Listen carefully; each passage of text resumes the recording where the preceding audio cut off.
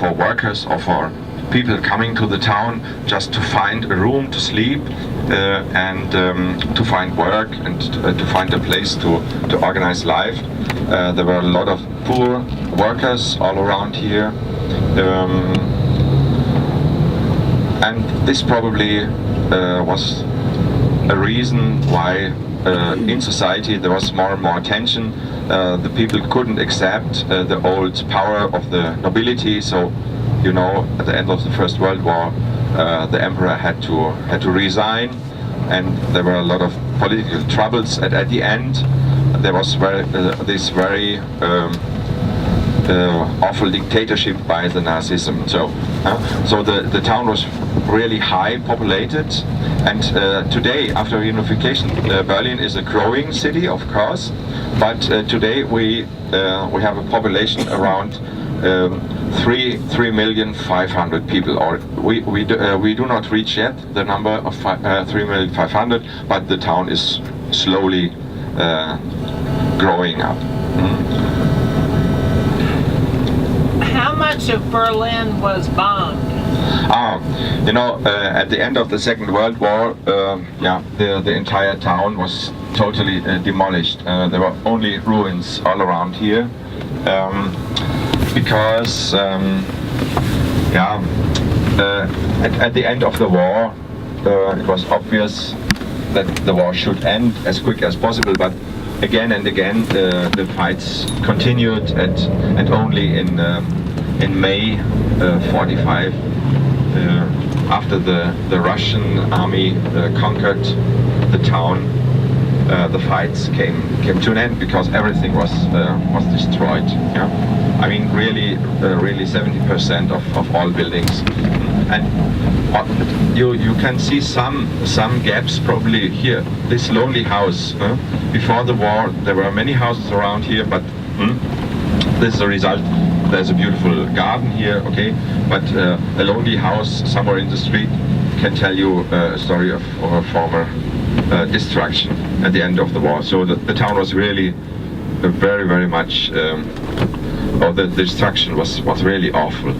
And all the years from the end of the Second World War, 45, until the beginning of a new state organization, this was only in 1949, so nearly 4 years of orientation or of sadness, and the people living in these ruins, they just had to work to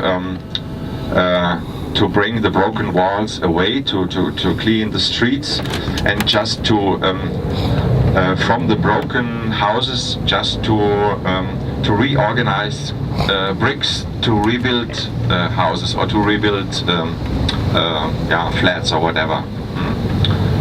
So-called Trümmerfrauen.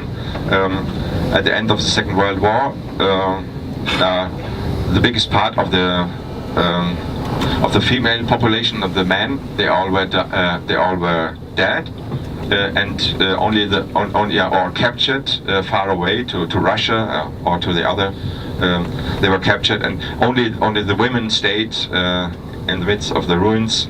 And it was step by step, but the West Allied armies and the governors of the US Army, the governor of the British Army, the governor of the French Army, they understood very well that there is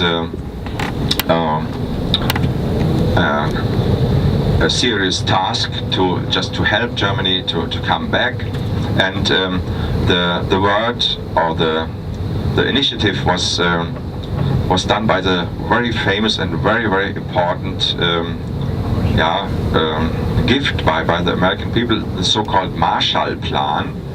So the organization Marshall was one of your officers, and he understood, he knew about finance, and he just gave money from the West Allied to rebuild West Berlin and to rebuild West Germany.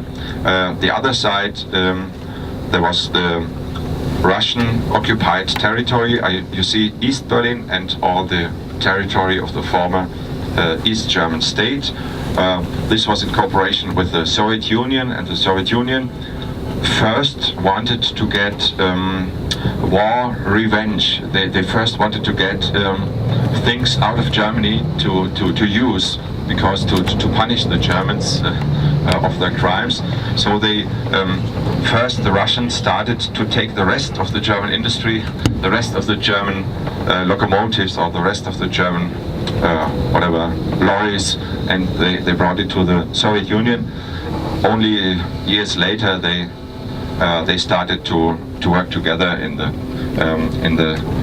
East European economic cooperation. Yeah, some kinds of the West. The East German areas slowly came back to normality, and it was a life in a socialist communist society. Here, this area, again, a roundabout, or very famous in West Berlin, so-called Cottbuser Tor, also a place of very different aspects. We have some crime around here. It's not always very. The security question is not so easy. But don't be afraid. Usually, all people in Berlin, they like to have visitors.